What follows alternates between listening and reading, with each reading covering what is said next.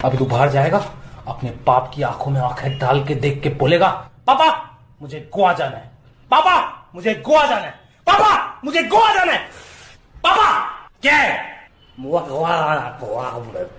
जय हिंद दोस्तों, मेरा नाम है अनुराग पांडे और आप मेरा YouTube चैनल देख रहे हैं चाणक्य बुकलेट। दोस्तों आज की वीडियो बहुत एक मजे की वीडियो है जिसमें हम लोग इंडिया के एक बहुत फेमस स्टेट डिस्कस करने वाले हैं, गोवा। आपने अक्सर ये मूवीज में क्लिप देखा होगा कि मतलब घर वाले और मतलब खास तौर पे अगर लड़कियां घर वालों से जिद करती हैं कि हमने गोवा जाना है तो वो नहीं जाने देते। गोवा की एक अपनी एक हिस्ट्री है, ऐसा क्यों है, बहुत ज़्यादा अयाश लोग क्यों रहते हैं यहाँ पर, बहुत ज़्यादा यहाँ पे फ्रीडम किस तरह से है और टूरिस्ट बहुत ज़्यादा इस जगह पे क्यों आते हैं और इस जगह को प्रेफर क्यों करते हैं, यहाँ के बीचेस बहुत ज़्यादा एडवांस है, इस पे हम डिस्कस करने वाले हैं। जो भी जो स्टेट है ना, जो इंडियन कल्चर से ज़रा सेपरेट है। अब इंडिया का जो कल्चर है उसमें इतनी ज़्यादा ड्रिंकिंग और स्मोकिंग तो नहीं, अगर इंडिया के असल कल्चर की बात की जाए। अब तो ये बात बहुत ज़्यादा नॉर्मल हो चुकी है कि हर मतलब लड़का और यूथ जो है वो भी बहुत ज़्यादा ड्रिंकिंग करती है और स्मोकिंग करती है और जो लाइफ है वो बहुत ज़्यादा मतलब इंजॉय करके गुजारती है। लेकिन पहले जो अगर हम अपने असल हिस्ट्री की तरफ या अपने असल कल्चर की तरफ जाएँ, और आज भी जो बहुत अच्छे घर से लोग हैं वो इस चीज़ से अवॉइड करते हैं और इस अच्छी पर्सपेक्टिव लाइफ और पर्सपेक्टिव को मतलब अडॉप्ट करने की कोशिश करते हैं जिसमें ये चीज़ें नहीं है। अब ये जो सारा कल्चर है ये यूरोप की तरफ से है, अमेरिका और यूरोप की तरफ से। अब ये ज़्यादातर जो चीज़ें जो मतलब बहुत ज़्यादा डांसिंग सेंस में, बहुत ज़्यादा ड्रिंकिंग और स्मोकिंग सेंस में है, वो ज़्यादा यूरोप वाली ही टर्म में और यूरोप पर्सपेक्टिव वाली जगहों पर देखी जाती है। मतलब जो बहुत ज़्यादा एडवांस होते हैं और अपने आप को वर्ल्ड लेवल के समझते हैं और समझते हैं कि हमने बहुत ज़्यादा डेवलपमेंट कर लिया है और हम वर्ल्ड के बराबर आ रहे हैं, वो एडवांस यूरोप कल्चर को मतलब अडॉप्ट करने की कोशिश करते हैं। अब गोवा इसमें से एक टॉप प्लेसेस में आता है। यहाँ पे यूरोपियंस बहुत ज़्यादा आते हैं और काफ़ी ज़्यादा टाइम स्पेंड करते हैं, बहुत ज़्यादा टूरिस्ट आता है और रेवेन्यू भी बहुत जनरेट होता है। और इन द सेंस ओपनली अब अगर मैं डिस्कस करूँ तो वोडका, विस्की और शैम्पेन वगैरह जो भी खास ड्रिंक्स हैं जो कि लोग काफ़ी ज़्यादा नशे की हालत में यूज़ करते हैं, वो काफ़ी इसमें मिलती है, ऐसी जगहों पर काफ़ी मिल जाती है, आसानी से भी मिल जाती हैं और अच्छी क्वालिटी की भी मिल जाती हैं। अब अगर हम इसकी हिस्ट्री में जाएं, ये स्टेट ऐसे क्यों बनी, काफ़ी इंडियंस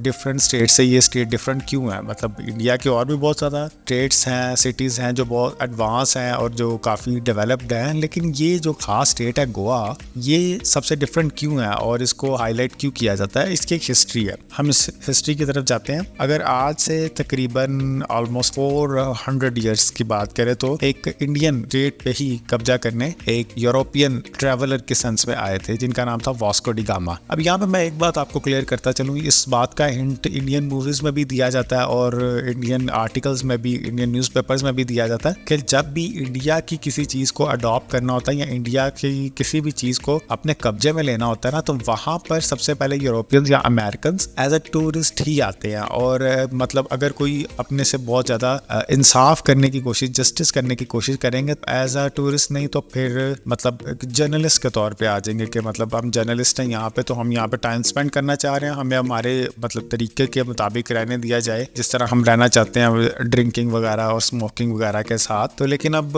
ये चीज़ उनको इतनी आसानी से एक्सेसिबल इंडिया में हो जाती है उनके प्लेसेस पे, मतलब टूरिस्ट प्लेसेस पे। जब Vasco da Gama as a tourist आए थे, अब गूगल पे जब भी इसको देखेंगे तो एज अ टूरिस्ट या एज एन एक्सप्लोरर ही देखा जाएगा, यानी कुछ चीज़ें नई खोज लगाने वाले। लेकिन ये भी बातों में कुछ हिंट दिया गया कि इन्होंने जो यूरोपियन आर्मी थी, जो इंडिया का ये जो हिस्सा था गोवा, कुछ टाइम के लिए इंडिया के हाथ से यूरोपियन आर्मी की तरफ गया था, उसमें इनके काफ़ी ज़्यादा इन्फॉर्मेशन शामिल थी। अब वो तो इतने एडवांस नहीं थे उस वक्त, लेकिन इस चीज़ को एडमिट किया जा सकता है कि जो भी इंडियन टूरिस्ट आता है यूरोप वाली साइड से इंडिया में और जो जर्नलिस्ट आते हैं उनके पीछे और भी बहुत ज़्यादा मकसद वगैरह होते हैं, कोई और भी चीज़ें होती हैं कि हम लोगों ने ये करना है और इस बात का पता लगाना है और खुफिया खबर भी देनी है। अब इसी तरह वास्को डी गामा आए थे। अब ये जिस तरह आए थे वो भी एक बड़ी एक अपने में एक पहेली है कि वो इतना लंबा टूरिज्म कैसे करके थे। ये देखें, हम मैप में देख सकते हैं कि इंडिया से जो यूरोप वाली साइड से अगर हम बाय सी आए, जब पहले तो इतने वो पहले इस वक्त तो बिल्कुल भी जहाज वगैरह नहीं थे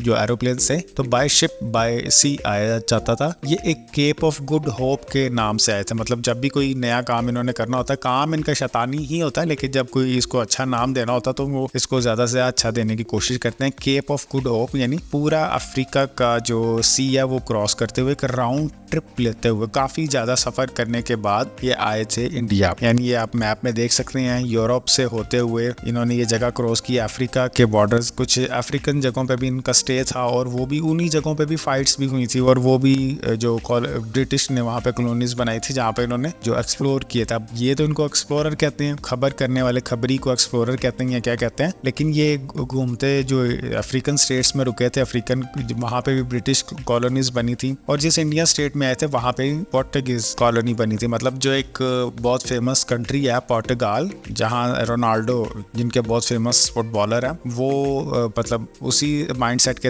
वहाँ से ये फासला कवर करते वक्त ये यहाँ पे आए और फिर इसके बाद एक बैटल फील्ड यहाँ पे सजी मैदान एक सज गया जंग का। थोड़ी टाइम के बाद जाहिर है उन्होंने अपने फिर एक हीरो को एक एक्सप्लोरर का नाम देना था, लेकिन जब वो आए तो फिर वहाँ पे ये राज करना शुरू हो गए। और इस सिटी की बहुत सारी ऐसी बातें हैं, हम इंडिया के जो डिफरेंट स्टेट्स हैं उनसे डिफरेंट है थोड़ी सी। अब जो इस सिटी को अक्सर एक मराठा एम्पायर से भी मतलब रिलेट किया जाता है कि उनको शिवाजी के नाम से, मतलब जो एल्डेस्ट सन शिवाजी के हैं संभाजी, वो इनके फाउंडर समझे जाते हैं। और इस सिटी की सबसे खूबसूरत जो बात यह है कि यहाँ पे जो clock, Vasco da gamma city unfortunately उनके नाम पे है, जो एक्सप्लोरर जिनको मतलब माना जाता है, गोवा में ही एक सिटी है और वहाँ पे एक क्लॉक बहुत फेमस है। ये आप अपनी स्क्रीन पर देख सकते हैं, ये एक फेमस क्लॉक है, वो जगह अभी उन्होंने एक्सप्लोर की थी। तो ये भी इस सिटी का एक रेफरेंस पॉइंट है, मेन एक फोकस, एक मेमोरियल पॉइंट है इस सिटी के लिए। अब इसमें मेन जो हमारी जो रोल था, जो हमारे मेन हिस्ट्री थी, वो शिवाजी संभाजी